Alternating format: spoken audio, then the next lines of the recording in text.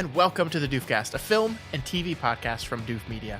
I am your host, Scott Daly, and I'm joined, as always, by the resident of 23 Quai du Commerce, Matt Freeman. Hey, Matt, what you doing there in that house, Matt? You skinning some potatoes over there?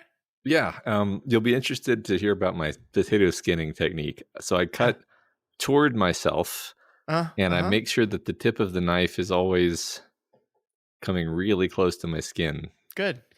Constantly. Now, like, I could probably watch you skin one potato and then understand your technique, and don't need to watch you skin the four of them, right? No, I mean, you'd think so, but there's a lot to be gained by watching me skin all of the potatoes. Oh, I see. Okay. Well, proceed, please. We'll just wait. You'll see. You'll understand. Okay. This week on the show, our long-running segment Blind Spots concludes with the final film in our series. This is a movie that was not picked by Matt. It was not picked by me, but it is Sight and Sound's #1 greatest movie of all time. And so we thought, since neither of us have seen it, we might as well talk about it. We are going to be discussing #1 with a bullet, which is a French film. So here we go, Matt. It's Jeanne Dielman, 23 Quai du Commerce, 1080, Brussels. It's Brussels. It's in Brussels. Yeah. So we're going to be talking all about this very artistic French film. And then we're going to look back at this whole series. We watched 11 movies for Blind Spots. We're going to take a look back at them, see what we learned, see how we feel about the movies in comparison to each other, maybe just in comparison to some of our other favorite films. Just have a good old conversation about this whole experience. Sounds fun. All right, but let's get into our main film, the final Blind Spotting film, Jeanne Dielman. Matt, what is this movie all about? A lonely widowed housewife does her daily chores, takes care of her apartment where she lives with her teenage son, and turns the occasional trick to make ends meet. However, something happens that changes her safe routine. And what is that thing that happens, Matt? She we don't overcooks she overcooks the potatoes, I guess. This movie was written and directed by Chantal Akerman. It stars Delphine fucking French. I'm sorry. I'm so sorry to all French listeners. Yeah. Whatever. This movie is 3 hours and 21 minutes long, and it is what some people call a hyper realistic film. And what they mean by that, Matt, is it's a movie that goes through mundane moments of existence in excruciating detail. Yes. So we made the joke in the introduction about the peeling of potatoes, and that is, in essence, the majority of this film. It is a woman who lives with her teenage son, as it said, which, by the way, didn't know he was supposed to be teenage until pretty far into the movie, because he looks like he could be in his late 20s. Yeah, I mean, my sort of semi-joke when you asked me how old he was supposed to be, as I said, anywhere between 14 and 35, because that actor has a weird, it was actually kind of interesting because his behavior seems childish, but he actually looked like a hard-bitten bank clerk. Which it was one of those things where I was like, I don't know if this is the point. This is the point of that, right? The point is that he's an adult, but he acts very childish, and it's forcing his mother to basically take care of his every whim. But I think he's just supposed to be a teenager is what it's supposed to be. Yeah. Well, I think based on the fact that he was in school and that he was the sorts of lessons he was doing. Sure. Honestly, at first it seemed like I was guessing college student based on the types of lessons he was doing. And then if it's okay, late teen basically is the vibe. Yeah. Yeah. I think so. Yeah. It is a movie where she lives her life. We see her enter and exit rooms. We see her make tea. We see her make dinner. We don't see her have sex with men until the very, very end. We see her go to the bank. We see her go to a shoe store. This is, and we see these things not in the way I think you would expect a lot of movies see them, with a lot of cuts, a lot of using the language of cinema. The thing we joked about with the potatoes at the beginning is any other movie would do, here's how they would do the scene of peeling potatoes. They would have the person sit down, they would have the person begin to peel a potato, and then we would cut to a bowl of peeled potatoes. And the language of cinema allows a viewer to say, she peeled all those potatoes and has moved on to the next step in her chore. But that's not how this movie operates at all. Yeah. We see her peel every single potato. We see her turn on and off every single light. We see her wash herself in full, like the entire bath. We're there with her. Yep. So Matt, did this work on you at all? So kind of. The question almost is like, what is it trying to do before you can even figure out whether it worked or not? Because it's certainly not trying to entertain you. And I say that without any rancor. Like just that is just the case. Like, I don't really recommend this to people to watch unless your goal is to watch the #1 Sight and Sound film poll and have like a weird piece of art, a weird piece of culture, something very different from what you're used to. We talked about Playtime and how that film, which is also pretty high on the list, felt, very different. It was like a film from another universe of cinema where all the conventions were different. This is like even further in that direction and even less interested in making sure that you have a good time. In fact, it's not interested at all in you having a good time. Yeah. Now, I will say I did not hate it. My emotional experience was actually that I found it like oddly compelling, where you would think that you would actually just get bored. And I admit that I did get bored at times. And I just like would stop paying attention for bits and pieces here and there. But I was also surprised at how often, how much of the movie, most of the movie, I was just staring at the screen while she, I'm watching her back as she like does something at the stove. Yeah. For 5 minutes, and then she turns around and she starts she's cooking something, and you're watching her prepare the flour and prepare the eggs and prepare the veal, and then dip the veal in the eggs, and then dip the veal in the flour, and or maybe it was cornmeal, hard to tell. Who knows? Yeah, who knows? And like, I was watching all of this, and it's sort of alluring. It's sort of ineffably alluring to watch someone go about their daily activities. There's something entertaining about that. I guess it's the same reason why we sometimes enjoy watching people do mundane things on YouTube. It's something like the enjoyment of watching someone, like a blacksmithing channel or a drawing channel or whatever, the things that I often like to do, where I'll just watch someone do something, except that it's not art, it's just like her things she does. And I found it surprisingly watchable. And yeah, anyway, that was my like emotional reaction. There's all sorts of directions we could go in this conversation because it's so strange. It's once again defies our usual tools for dissecting film. Story. But yeah. So what did you think? What was your reaction? Yeah, I'm kind of with you on this. I think, ironically, one of the things I was thinking about most while watching this movie was Citizen Kane, which is for many reasons. The primary reason being, Citizen Kane has been like long considered the greatest movie of all time. And on this Sight and Sound poll in previous years, in previous decades, Citizen Kane had the #1 spot. Its current spot in this list, by the way, is number 3. It goes Citizen Kane, Vertigo, and then Jeanne Dielman. And Citizen Kane is, I think this movie, Jeanne Dielman, is the movie people think Citizen Kane is when they hear it's listed as the #1 movie of all time. Like a very like slow, artsy, non-traditional movie. And the thing about Citizen Kane is it's not that at all. The thing about Citizen Kane is it's this incredibly propulsive, fascinating, fun movie that, like, the reason why it's so good is it's kind of timeless. It feels like a modern movie no matter what decade you watch it in.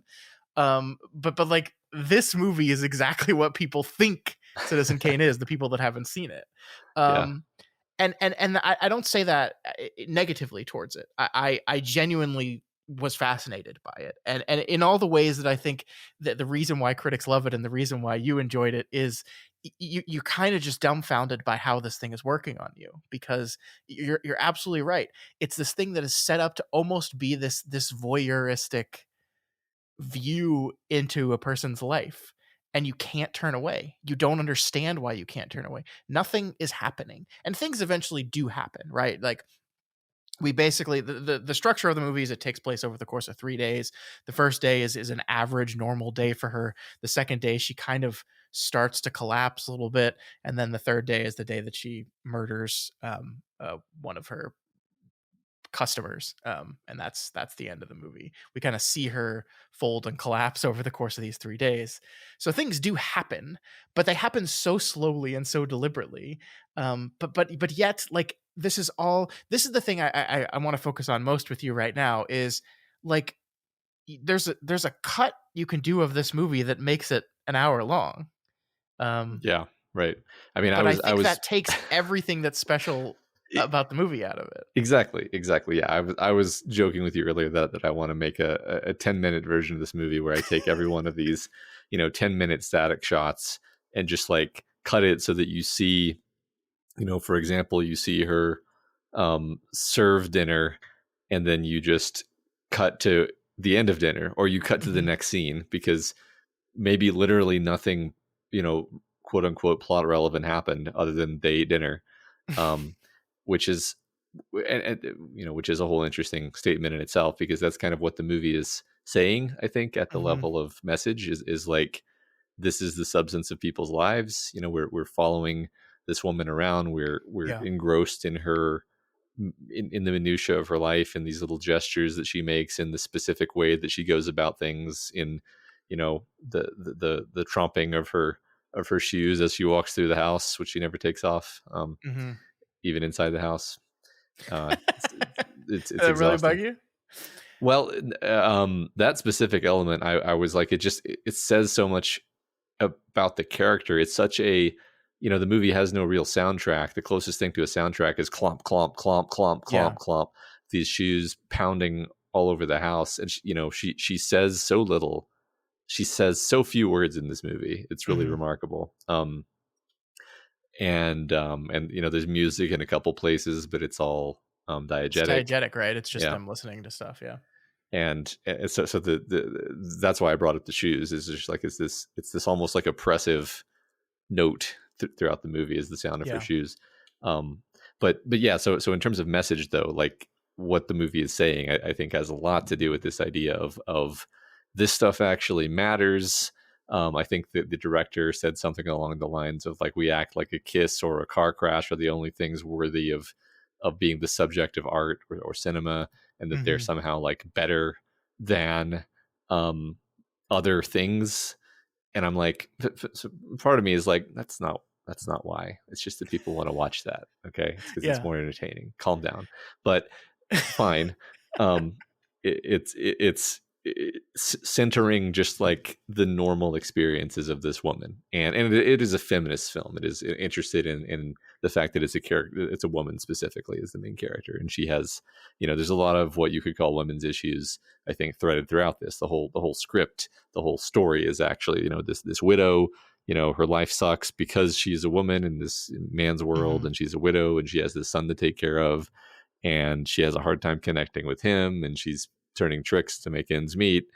And it's uh, uh you know she's expected to do all the cooking and cleaning and everything for her son, and just you could kind of go on like this, like that's the substance of the movie actually. Mhm. And anyway, that was Yeah. it's relevant. It's relevant to say why they bothered to do it this way, right? Because it's not just Yeah. like they were too lazy to make a normal movie.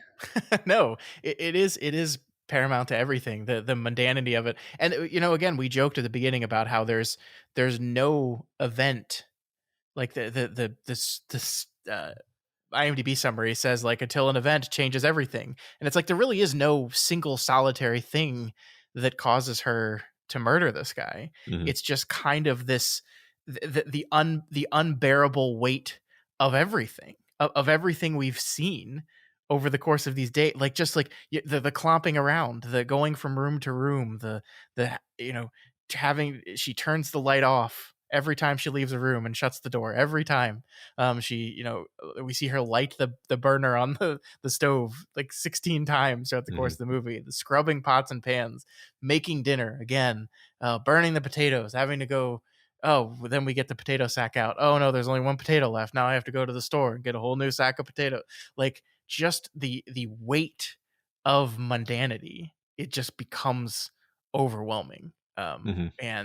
And you need to see all those things. You need to see them, firstly because that's the trigger. That's these are the things that happen, but also because the movie does this really thing. And I was joking around with you in chat as I was watching this movie, which, but don't live tweet movies, people, don't be like me. But I was like live messaging Matt, when in the second day when things start to go wrong, it's like, oh shit, she didn't put the lid back on the vase. Oh, she didn't know, she didn't close the window, because every time she closes the window, oh no, the potatoes are burnt. She Yeah. overcooked the potatoes.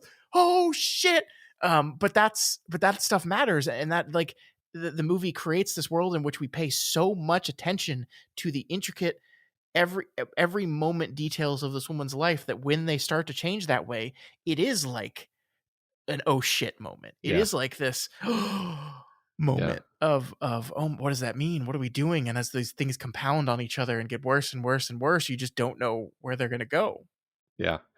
Can't find the right button for the sweater, and Yeah, I yeah. I think what I messaged back to you when you were doing that was I said, yeah, I didn't realize it was a horror movie, because that's actually, so I said a minute ago, like I found it oddly alluring. I also found this like ramping sense of dread and foreboding as the movie Uh-huh. goes on, Yeah. and that's really interesting to me because like nothing about the way the camera is positioned, or there's no music, so there can't be any musical cues telling you that things are going south. It's really all the performance, and like you said, the story beats of like she's starting to slip up in her routine, she's starting to Mhm. make mistakes, and it's like, what does that suggest about her? The fact she's making mistakes in conjunction with this constant expression she has, which is like this abstracted sort of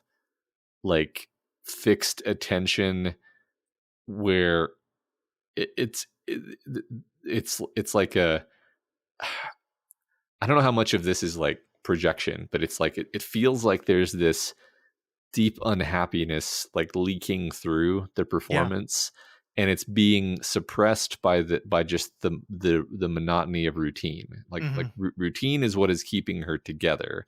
Yeah. And even from the beginning of the movie, I think maybe she's just so like bone tired. She's sort of got nothing positive to live for.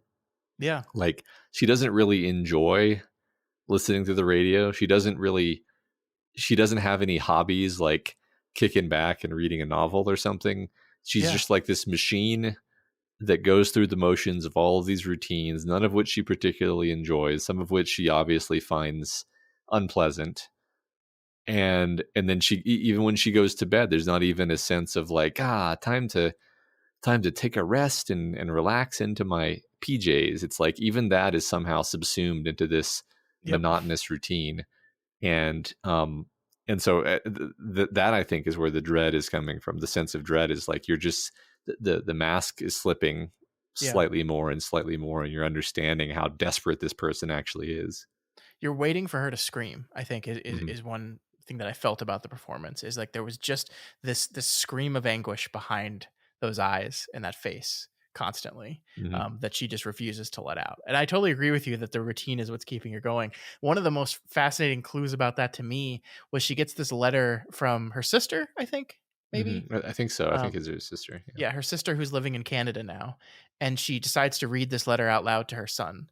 And the way she reads the letter, Matt, is without emotion. Hmm. Like it's like she's reading a cookbook, and the woman is saying like, "Oh, you really need to find someone new after your husband died, and like Hmm. you really should like come out here and visit me and find happiness, find another man." Like all these things that are like cluing into her emotional state, and she just seemingly has no emotional reaction to the words at all. She's just monotonously reading them to Yeah, him. it's within cells interlinked. Yeah, Yeah, yeah. it's I love that. I love that. I love what that said about her character is this enormous, vast distance between her and her feelings and Hmm. any real like ability to think about her situation. Um, Yeah. And you said that the camera doesn't necessarily like set up for the tension or the horror or the mhm, suspense of it all. But I mean, it kind of does though, because so the way this movie is shot is entirely static images. It's so funny that we watched Tokyo Story last week, which is a movie by a director who is infamous or famous, whatever you want to call it, for not moving his camera like ever. mhm. And he seems like a fucking handheld camera aficionado compared to this movie, in which the camera literally never moves ever. Mhm. And not only does the camera never move, but it barely cuts. And the fascinating part about it is we have these constant moments when this character is moving in and out of the frame, and we can't see it. Like any other movie, a character steps out of frame to do something somewhere else, and the camera will cut to her. If she's, if the sink is just out of frame and she heads to the sink to wash the dishes, we'd probably cut to her washing the dishes. Mhm.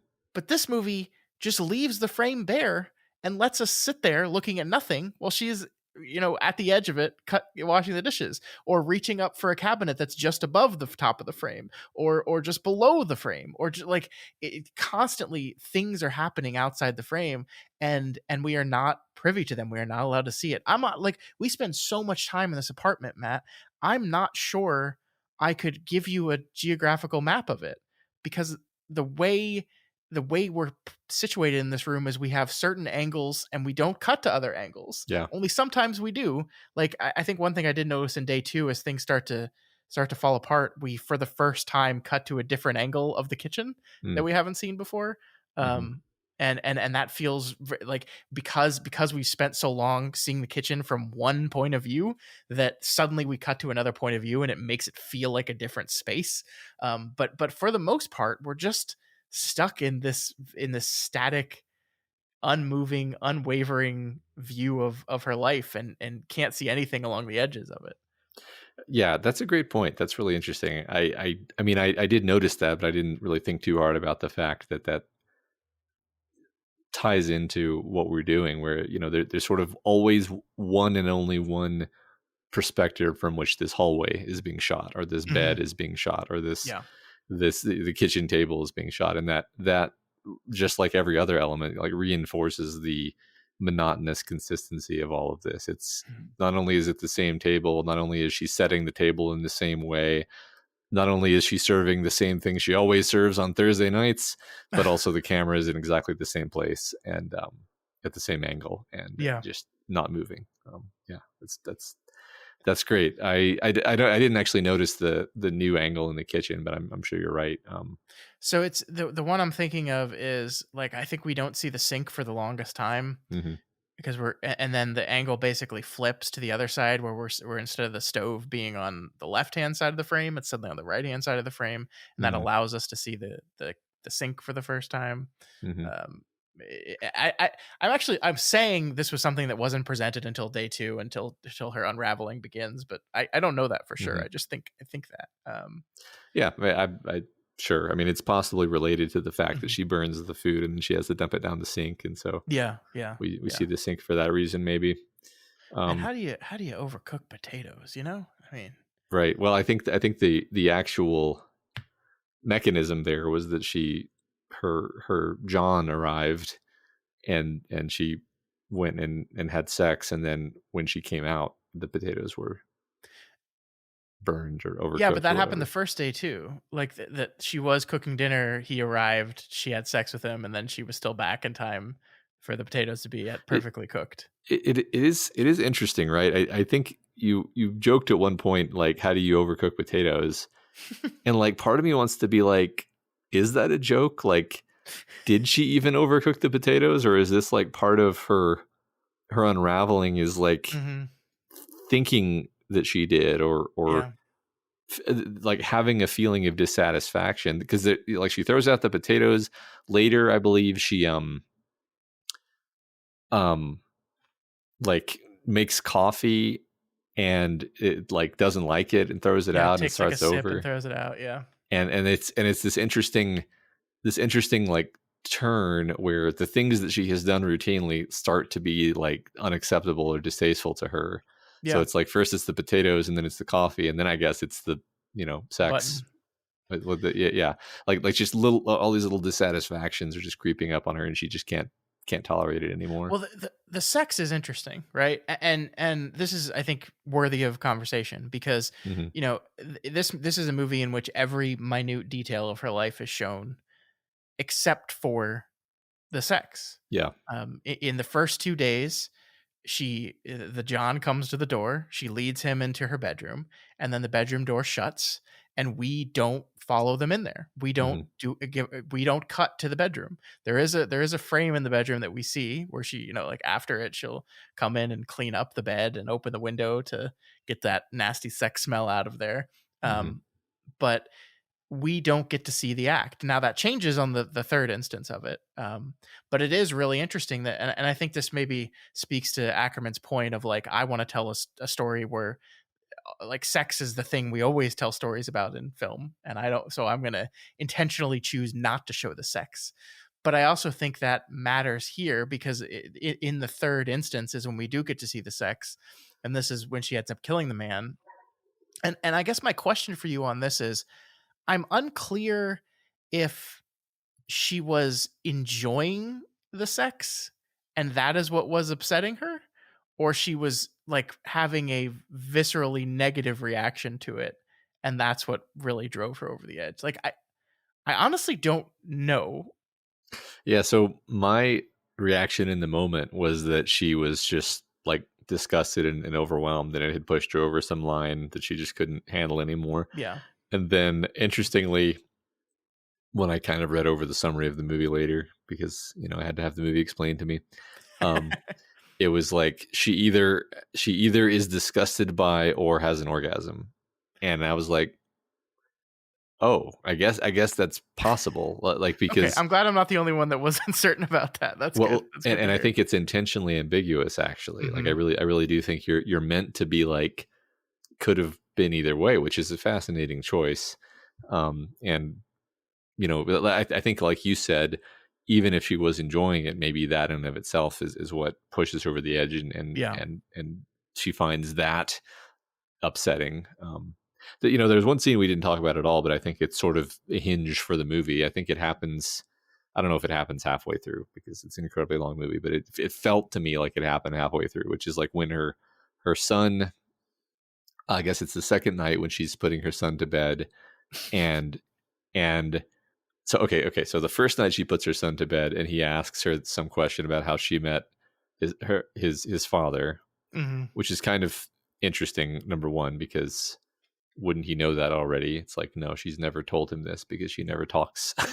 Yeah. so he's hearing for the first time how his mother and father met, and then the second night he goes on this like monologue where he's like, I hated father because I learned what sex was, and that it's like plunging a fiery sword into a woman, and I Mhm. and I hated it realizing that father was doing that to you and that he was hurting you in that way, and I found it horrible and terrifying, and I hoped he would die, and all these these bombshells of like psychosexual repressed Yeah. madness that are just like raining down on her, and she and her reaction, like I didn't even get through like a third of what he says, by the way, and then and her reaction is like, yeah, we shouldn't talk about these things, okay, good night. Yeah. Uh-huh. And I think like I think that conversation affected her, and I Yeah. just think she's the kind of person who doesn't know how to process it. No, 100%. I mean, like those two conversations in tandem is basically like, y- like she is basically saying, like, I think the first conversation is like, but you called him ugly. Why would you have sex with an ugly person you didn't love? And her response to that was like, he's silly. Yeah, You don't understand. You don't does understand. Like, yeah, it doesn't matter. yeah, like her view on sex is is as formulaic and mundane and boring as making veal. as Mhm. watching the neighbor's baby for 15 minutes a day randomly. Mhm. Like these are just like things she does that she doesn't seem to have any emotional attachment to, and sex is the same way, and it's because it's the, you know, it's the thing she does for money now. And I do think this, like the 1 2 3 of this is that conversation leading into the conversation the second day where he does admit this level of sexual repression that is incredibly disturbing to her, having the sexual encounter that this time either means something physically more, or realizing what her actions are inadvertently doing to her son drives her crazy. It Yeah. unlocks something in her that she's never really thought about before, Yeah. Or for it sure. just causes her to think about what she's doing, maybe Yeah, yeah. is all it takes, As simple as possibly. that. Yeah. Yeah. I don't know. I mean, I do feel like those are probably more than half of all of the talking that happens in the movie, or Yes. Yes. those specific times when she's Hmm. putting her son to bed. So, um, yeah, it's I do like that it leaves us stuff to chew on. It doesn't Yeah. answer. It doesn't tell us, like, what's going on with her. It's like, well, you saw everything that mattered. For, Hmm. you sat there and watched her for 3.5 hours. So you get to kind of figure it out and put it together. And I said at the beginning of this, like, this doesn't lend itself toward our normal tools of analysis. And it's like that. I think there's something profound to say about that, because the tools of analysis, the way I normally approach stories, for better or worse, is to kind of take a scalpel to the finished product of the art, be it a book or a movie, and Hmm. try to pare back the surface and see, like, what is the structure that underlies this surface that will tell me what they were trying to accomplish, and so that I can understand the mechanisms that drive these characters and the mechanism that drives the plot. Hmm. That's what I'm trying to do. And it's like Sure. what's interesting is, when you think about, like, why did your coworker say that at that meeting today? You're not really using at all the same, brain cells. Maybe you're using some of the same brain cells, but it's not like there's a, characterological reason that takes the form of, like, wants versus needs, and an arc that is going to be completed, and there's not some kind of narrative purpose that is tied with a theme. It's just like, that person is reacting to something, and also to the complex web of everything that has ever happened to them in their life leading up to this moment.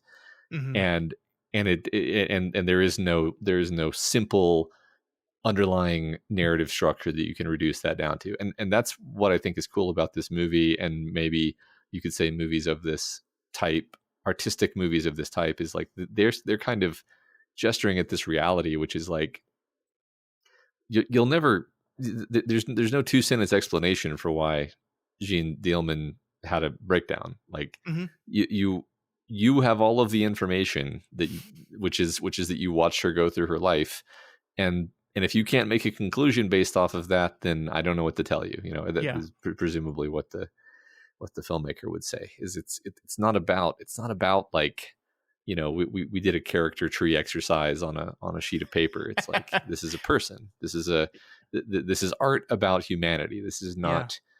not like sort of the approach that we're more comfortable taking toward art and thinking about story and narrative. Yeah. Yeah. I love that. I completely agree with you on everything you said there. I think it is this fascinatingly challenging thing. And I guess the question I have for you, like, is it good? Like, and what I mean by that is like, what do we do with a 3.5 hour film that is not trying to be interesting, Uh-huh. right? Yeah. Like we've said that we're kind of pulled into it and enraptured by it, but in a very specific kind of way. I think in a kind of way where, like, you and I love just art and exploring art and understanding art. Like, a lot of people, you could say most people, watch movies just to be entertained, and it's Mhm. like you said, I could not tell someone to watch this movie because you're gonna have a great frolicking time with it. It's just like, I talked about this with you earlier, but like, there's a movie, quote unquote, that exists out there that is just a wall that is someone has painted, and Hmm. it's watching paint dry Uh-huh. for 10 hours. It's just that's the film. Yeah. And like nobody's watches that, although apparently like they played it somewhere and people did sit in the theater for 10 hours and just watch the film. But like the point of that film is not to be watched. It, Uh-huh. it's just that its very existence is making a point. And it's not that I think this movie is not made to be watched, but I don't think it's made to be enjoyed. And like I don't know what to do with that. Like, obviously critics what critics do with it is say this is genius. This is one of the most fascinating artistic pieces of expression ever because it's the greatest movie that's ever lived, that's ever been made. Um, that's the consensus, at least as of 2022. But like, as much as I enjoyed it and as much as I like talking about it and thinking about it, I don't know, like in the grand experiment that is art and that is filmmaking as art, like I don't know where to file this away. Yeah. I I hear what you're saying. My personal emotional reaction is that this would not be anywhere near the top of my own personal list of the greatest films ever made. And, you know, I mean every word in that sentence. That would have to be my personal Hmm. assessment of quality based on, a standard that I couldn't even necessarily fully articulate. But if you ask me to stack rank things, I can do that at least. Like that's one I mean, that it's actually kind of interesting how it's it's impossible to articulate like what is your theory of what makes something good, but you can almost always say whether you like one thing more than the other, right? Yeah, And that allows you to form a continuum from zero to a million of your preferences in terms of movies. Like hmm, do you like this more than that is generally a question you can answer unless it's very very close, right? sure, um and this movie just wouldn't be near the top of that list in terms of like my preferences and what I like about movies and why I go to movies. sure. You know, And even things like Tokyo Story, which is hmm. also a non-traditional narrative. It's like, did I like this movie better than Tokyo Story? I don't think so. Yeah, Um, but at the same time, this is where I'm torn, and I don't even know if this is interesting audio, but like I'm just fascinated by this as an experiment, and the fact that it clearly has resonated with people so much. People that love movies, people that commit their lives to understanding, discussing, and critiquing film, look at something like this and say the best, greatest. It's the goat. This is the goat of film. Um, I, I'm just like I just don't know. Like it's like the existence of this film at the spot on the list it is proving everyone who like just looks at critics and film people as like pretentious snobs uh-huh. right. Like it because it's like imagine telling a normal human being that like yeah it's pretty boring and overlong and nothing happens, but it's the greatest movie I've ever watched. They're gonna look at you like you're insane. Yeah. No, I part of me. Okay, this is where I'm fully honest here. Full disclosure is I feel like it's kind of silly and ridiculous to put this at the top. Like because like here are some other movies that we've watched. I've watched almost all of the movies on that I'm about to say. So Bicycle Thieves, Hmm. Citizen Kane, Vertigo, Tokyo Story, In the Mood for Love. These are all movies that actually I haven't seen Citizen Kane, which is shameful, but I've seen all the rest of those. I agree that all of those are great movies that I would recommend to people. I see why people think those are works of genius, works of art, Hmm. amazing accomplishments. This movie, I don't see it. I don't. I really. I'm like, okay, that's kind of clever. I don't see how this movie. I mean, honestly, I'm like, if you ask me about like cleverness and like how much it made me think, and did I spend the rest of the day walking around thinking about it, and did I spend the rest of the week, dreaming about it? I, Stalker stayed in my head way longer than Jeanne Dielman, and Stalker was number 43 on this list. The piano was number 50. It probably had much more of an impact on me, but of course, here again is my own way of interacting with art leaking through, where I say I'm I just said I'm judging them by how much of an impact they had on me, but by how long I thought about them, by how long I wrestled with them. Sure. Um, and it's also just like, okay, this is kind of not for me, you know. There's a reason, like there's pros and cons for us tackling the critics list, right? This is the Sight and Sound. This is the critics list. This is the list of movies that the critics think are the best movies, and like critics are just not normal film goers. Like Yes. they're not Yeah. there for the same reason as most people. Uh-huh. And you know, you and I are critics of a certain sort, obviously, but I think I'm definitely not the kind of critic that puts this movie at the top. This all sounds No. very negative. I'm not meaning to, like we just had a great conversation about how interesting it was and how intentional it was and how well put together it was. But it's just like, if you ask me about the specific choice of putting it at the very tip top pinnacle of quality of film, I'm just like, no, come on. Yeah. Yeah. Yeah, I mean, I don't disagree. I mean, like the weird part is like there has to kind of be, just by the very nature of lists like this, there has to be like a consensus number one pick, and it probably is always going to be something like the central question here is what makes something the greatest period movie period ever period, right? Not just in your eyes or my eyes, but in our eyes as a society, right? Mhm. And it normally, like, it has to be something that makes it wholly unique and different from other films.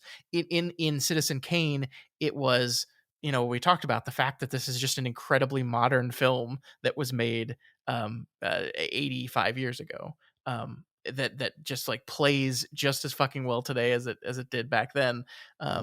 It just like this kind of an anomaly of filmmaking that just doesn't feel like a movie that came out then. It feels like a movie that could have come out at any time.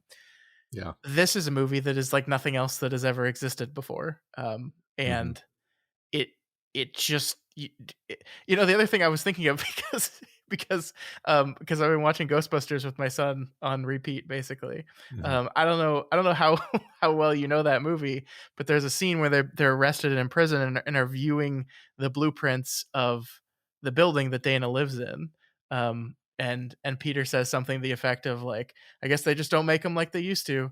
And Ray's response is like, no, nobody ever made them like this. the Mhm. The architect was either a genius or a wacko, and that's this movie, right? Like nobody makes films like this because who would make Yeah. a movie like this? Yeah. Yeah. Like and so like when we're talking about number ones, like my favorite movie is Rocky, right? Which Mhm. I think is on this list somewhere. But Mhm. like Rocky's just like a really good movie. like Yeah. there's never going to be a consensus on Rocky that it's the number one film ever because it's just a movie. And the number one has to be something more than just a movie, I think. Yeah. I think that's really interesting. I mean, I think that's a very general statement about um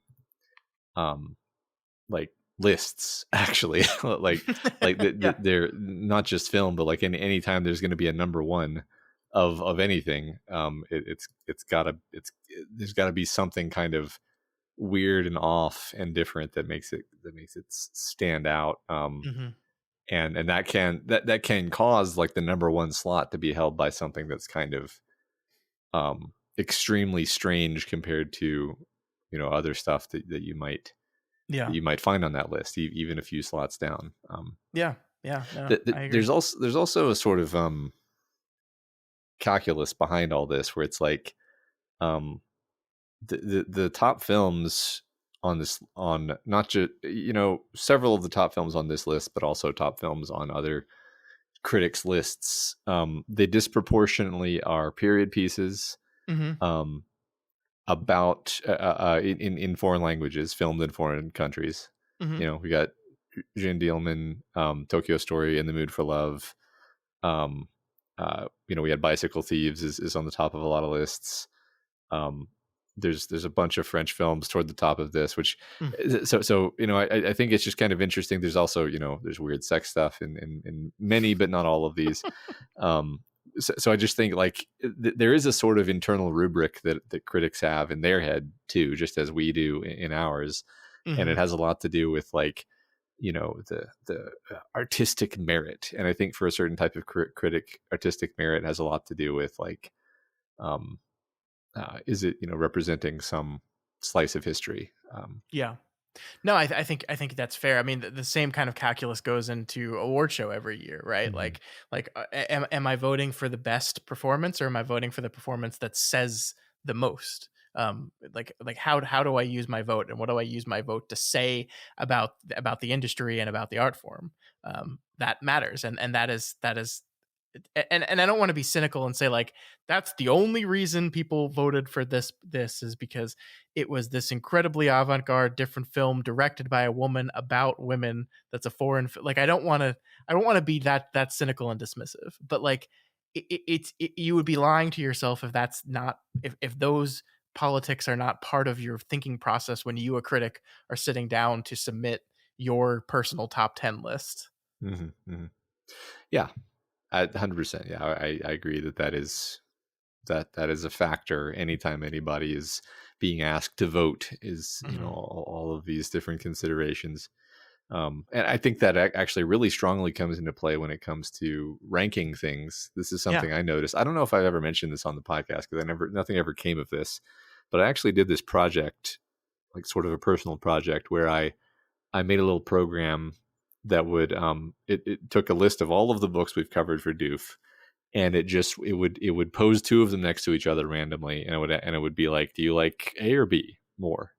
You prefer A to B, and then and it would just do this over and over. So I just sit there going A B B A B B, and and then it used the same algorithm that they use for like, it used the ELO algorithm for chess ranking, which is, it's Hmm. just, it doesn't matter. You just need some algorithm for calculating scores basically, and I ended up with a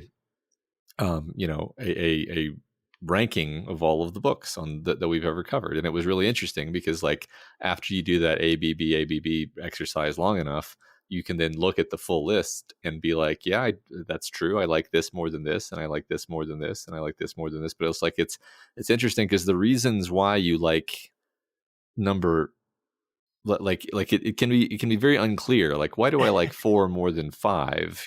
But and sometimes you'll hold something against a book that sort of has nothing to do with what you normally think about. I'm not being very clear, but like the point is like there's all these considerations that come into play when you're asked to like rank things, and Yeah. Yeah. they often have nothing to do with each other. And so when you just have to kind of go with your gut ultimately, or you kind of have to go, you almost like defer to some higher order rule. Like, for example, Dune is the best book ever, so Dune goes to the number one. That makes it easy. Dune always wins every head to head competition, so that makes that one easy. But um, so maybe people have a rule in their head that's just like, well, I Yeah. know that Jean Dielman is the best film of all time, so obviously that one's going to go in the top slot. Yeah, I mean, like to be honest with you, like I just told you, like Rocky was my favorite film of all time. Hmm. And like the reason why I said that is because a long time ago, I made the decision that I'm just going to say that from now on, Uh, and therefore don't have to think about it when someone asks me what my favorite movie is. right. Like done. Like it's a movie that I love to death. I love watching. I cry every time I watch it. It's a legitimately great movie, and I love the entire Rocky series. It's incredibly important to me. But is it truly like the my favorite film of all time? I don't know. I just say it is because that's easier. Yeah. and and yeah, I mean that's this whole thing. Like we're kind of, this is almost the perfect time to be having this conversation because it's mid December. All of the top lists of the year from critics and outlets are starting to come out, right? Like you look everywhere, podcasts, websites of the top 10 films of the year, the top 10 shows of the year, the top video games. Like all these lists are starting to come out right now, and it's like it, first of all, the thing is that these lists don't matter ultimately, like especially the order of the list. I think the curating of what things you're including in your top 10, that might matter, but like the actual order of it don't matter. But we treat it like it matters because that's the fun of it. That's the fun of the game, is getting down to what you think is the number one best television show that came out in 2023. That's part of it.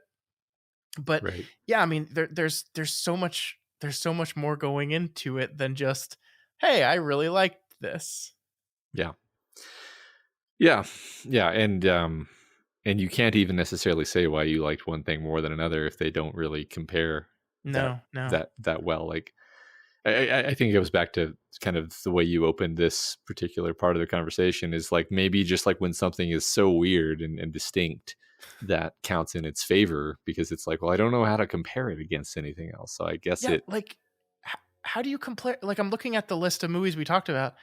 How do you compare Blue Velvet to Metropolis? right, right. Like like how do you say that, well, Blue Velvet is number 85 on this list and Metropolis is 67, so it is clearly 18 points better Yep. than the other movie. Yep. What?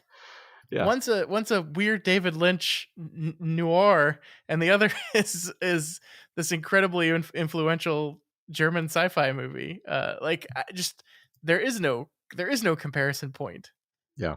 but yet Well, we have to rank these. yeah. No, I think that's the silliness of it. I do think, I mean, basically you just in the end you just can't take these orderings too seriously. Like No, no. what, like if I were to share with you my rank ordering of the book club books, you would find all kinds of places that you would disagree, and you'd be like, "Oh, how do you justify putting that, ahead of this?" And I'm like, Uh-huh. I don't attempt to. I literally just said which, I told you I did it. Do I like A or B more a bunch of times, and that told me the order, and Yeah, and that's as valid a way of ordering things as anything. If you sure. know, Yeah.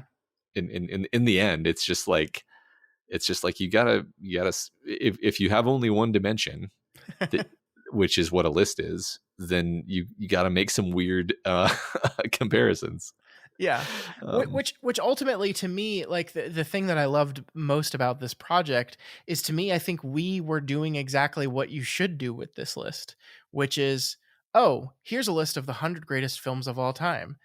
Maybe I should watch some of these because mhm, mhm, some people are saying that these are really good movies and I right. haven't seen some of them. And does it matter if I agree with, hell, does it matter if I agree with their inclusion in the 100 best films of all time? Like an honest, fair question is, does Jean Dielman, should it be number one? Sure, good question. Should Jean Dielman be in the top 100? Like, I don't know, maybe. Yeah. I could probably think of 100 movies I enjoyed watching more than this movie. Yeah. But like, Maybe. I don't know. the point of these, the point of these lists are to curate for someone else. There are so many films out there, right? There's more movies made in a year than one person will probably watch in a lifetime, and we have over 100 years of film history available to us now. So like the point of these lists, I think, is not necessarily to actually definitively claim what is the best movie ever, but just to give people like you and me a good list of movies that you say, hey, do you like movies? Well, maybe you should try these ones. And that's what I think we kind of did here. We watched 5 movies each we had never seen before, and there was some spillover too where neither of us had seen the films. And we got to learn some stuff. And I didn't love all of them. Like, I didn't like Metropolis very much. I really wanted to. I really wanted to, but I just didn't.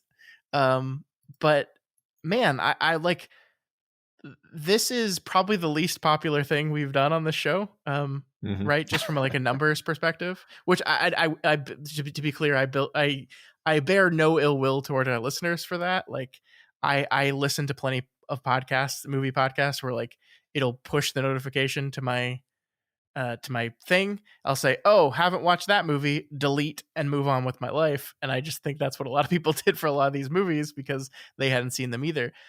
But like, I felt that this was such a rewarding journey for me. Um, Mhm.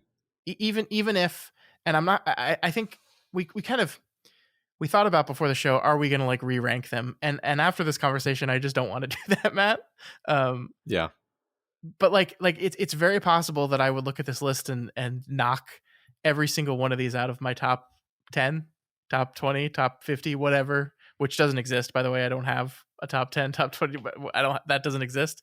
But like, would I agree with this ranking? Would I not? I don't care.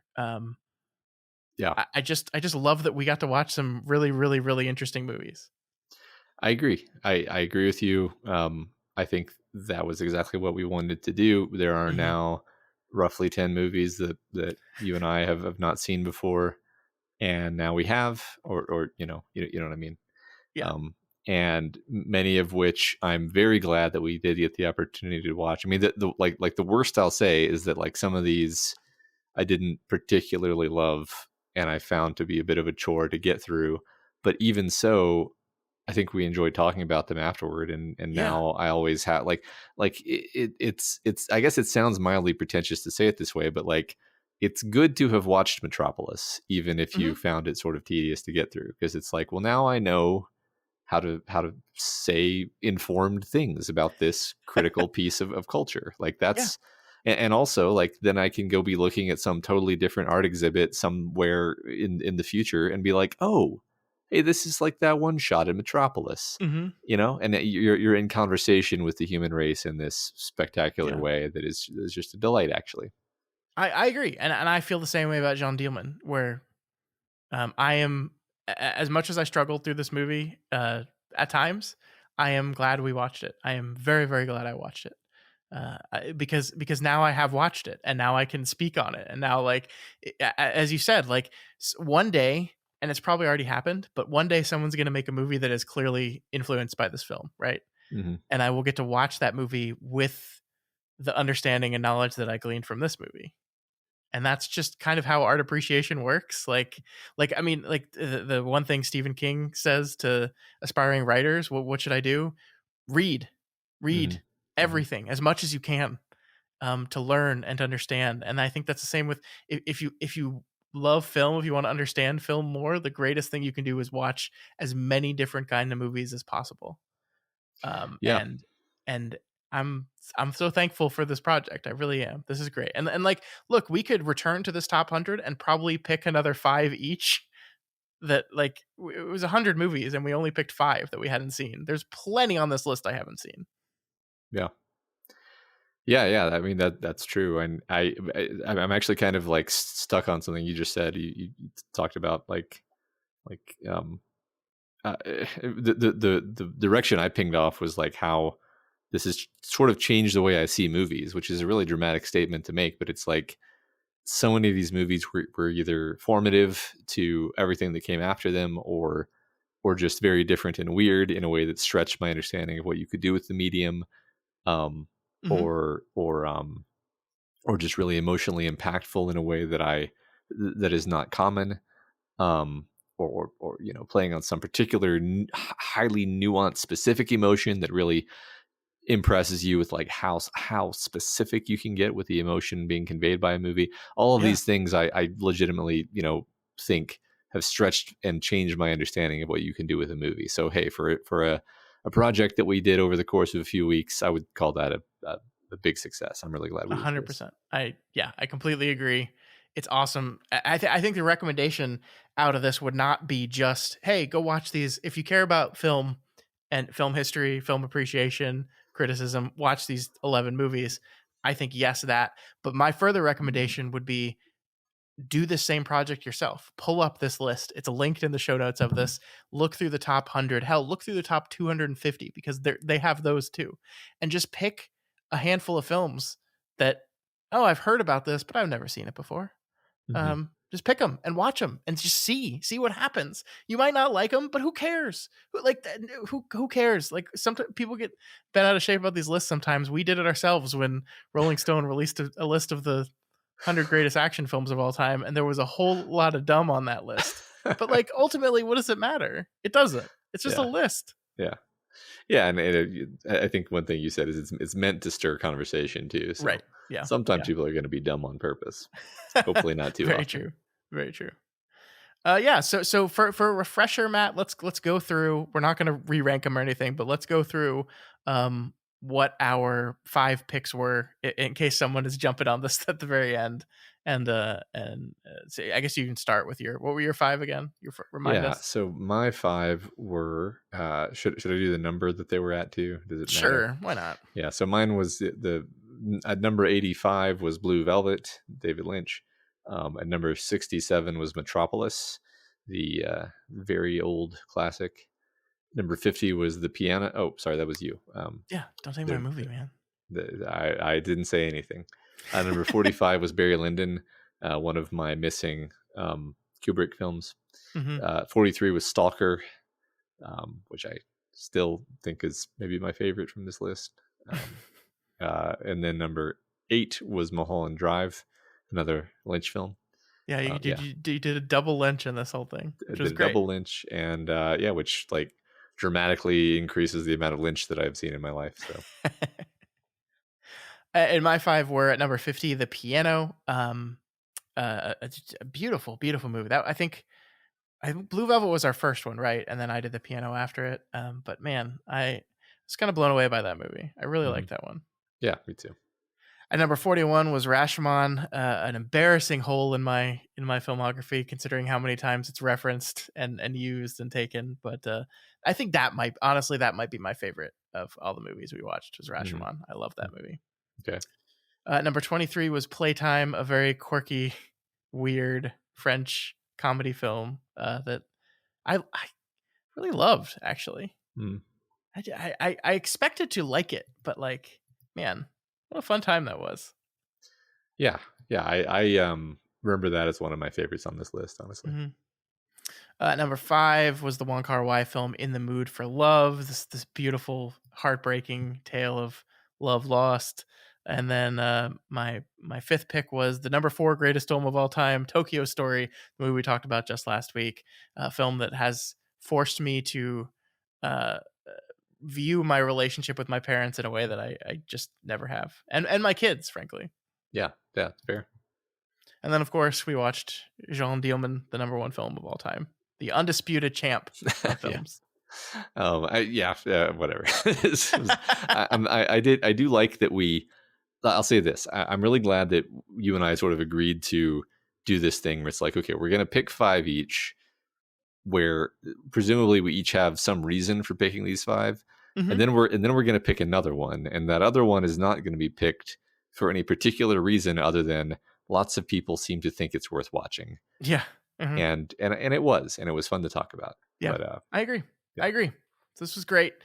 I think to close the show, I just wanted to put the question out to you and perhaps to our listeners about what we do next, because this is another, we kind of on the show like to do these long form ongoing segments to break our show into pieces a little bit here. We do our deconstructing director series. We specifically wanted to take a break from that, which is why we did this. Are you feeling the itch to return to close analysis of a director? Are you feeling wanting to go to a different way? What's your mood about the show right now, Matt? Well, I do love the deconstructing directors, provided it's a director who is actually consistent. I mean, all I mean by that is that there have been directors where they had some great movies and they had some real doldrums in there, Yeah. and that can be unfun. But yeah, I mean, the problem right now with picking a director is that I don't have one on the top of my mind. Um, I like doing it by some kind of theme, though. I like navigating Yeah. by some, if not a list specifically, then an idea of like what are we trying to explore or Yeah. learn about. I do have a few directors in mind that I'll present to you offline and we can talk about it. That would be fun. One of the things I am thinking about, and I've told you about this already, Matt, but we can tell the listeners is I'm thinking about finally preparing you for the Academy Awards for the first time in your life. Oh my god! Um, and just like looking at now the nominations are not out yet, and it won't be out till next year. But just taking like a basic 10-week segment of these are the most likely 10 best picture nominees, and watching those and doing a show on those, and so we could enter March and the Academy Awards with both of us having seen every movie that's going to be a best picture nominee. Well, I like that. I like this idea. Yeah, I think that would be a lot of fun. Also, it would help me because this is a project I normally do on my own anyway. Making sure that I've seen all the biggest, most popular Oscar winning movies, just because I like doing that. I enjoy doing that. But my life is hectic and insane right now with a new child and everything else going on, that having to force myself to structure this like in the show format would guarantee that I get it done. So that's why I'm excited about the prospect of doing that. But Yeah. I also think it'd be just fun. And there's a lot of movies on this list that I've been wanting to talk to you about, like The Killer, the Fincher film, I think would most likely be on this list.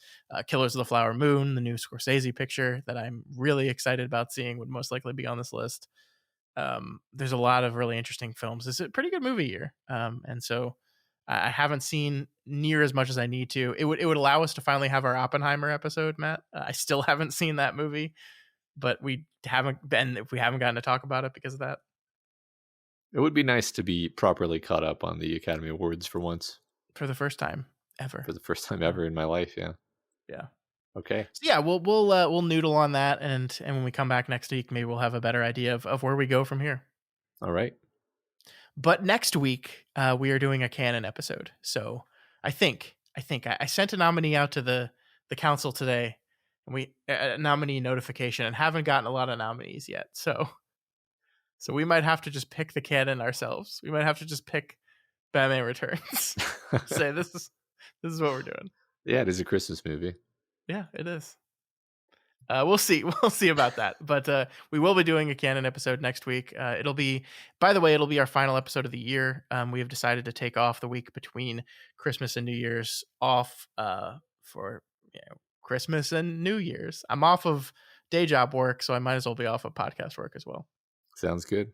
Yeah, so we'll be back next week for whatever canon episode. But that's it. That's it for this week. That's it for Blind Spots. But we want to hear from you folks. Like we said, this is not the most popular thing we've done, but I know for a fact that we have people that came on the journey with us, that watched some, if not all, of these films for the first time with us, and we want to know what you thought of them. If you tried out Jeanne Dielman, what did you think about it?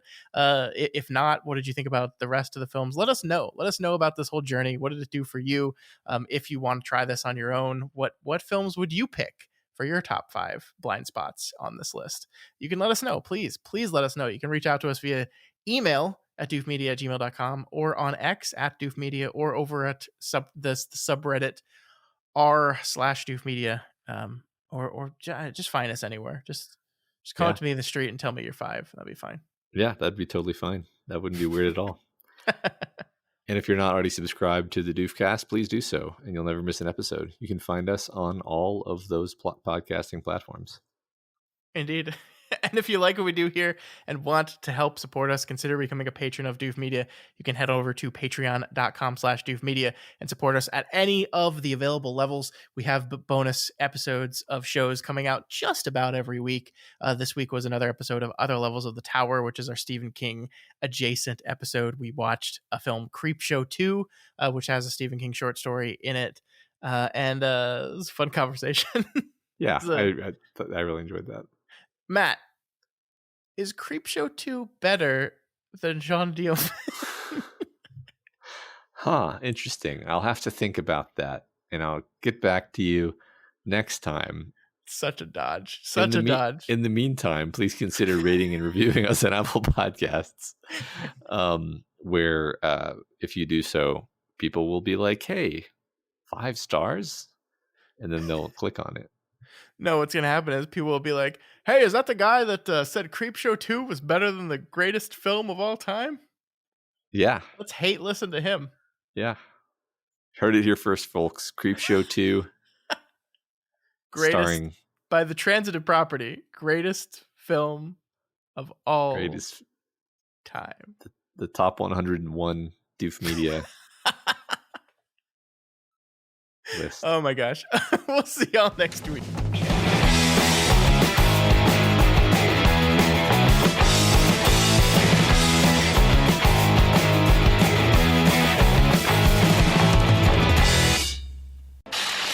My name is Doof, and you'll do what I say. My name is Doof, and you'll do what I say.